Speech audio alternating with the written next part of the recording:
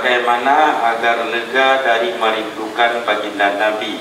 Doakan kami semoga dapat ke makam baginda Nabi suatu saat nanti. Itu cara melepaskan rindu yang pertama dengan cara berselawat. Cara melepaskan rindu kepada Rasulullah. Berbanyak berselawat. Setiap pada waktu berselawat. Selawat yang kita bacakan, selawat yang sudah pasti benarnya. Selawat yang sudah pasti benar makharijul hurufnya. Jangan selawat yang kita dengar sama orang lain, sementara makharijul hurufnya tidak jelas. Misalnya kita bisa Allahumma sholli ala Sayyidina Muhammad. Nyamankan tak tahu deh tapi. Yang cara yang pertama.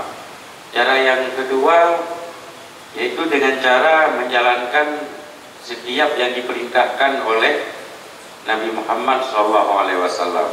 Jadi bukan hanya merindukan sebatas ucapan di lidah, tetapi tidak mengerjakan apa yang diperintahkan oleh Rasulullah. Kemudian yang selanjutnya, dengan cara bagi orang yang ada kemampuan berziarah ke makam Rasulullah SAW. Maka bagi kita yang ada kesempatan, kesehatan dan punya duit, berlomba-lombalah untuk berziarah ke makam Rasulullah. Ya, ke makam Rasulullah. Ana lepeng. Karena lolaka ya Muhammad lama khalaqtul asya. Seandainya bukan karena engkau wahai Muhammad, sesuatu pun tidak akan pernah kuciptakan. Termasuk pakaian yang ada pada kita hari ini, uang yang ada pada kita, rumah yang ada, mobil dan segala-galanya, itu semuanya sebab dengan adanya Nabi Muhammad SAW. Bahkan kita yang pribit demi kepada Nabi. Sementara natanya mandum-mandum pun karena anak Nabi. Yang mana? Mungkinnya cara melepaskan kerinduan.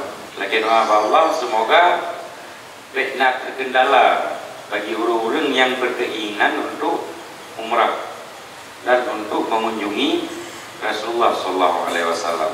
Nah, wate kita nyohana fungsi pe yang lagi lampau berosa, yang tak kaya tak hawata naja, naik semayang di Madinah hanjir, hawata nak semayang di Mekah hanjir, pernah tetapi tidak bisa dipergunakan.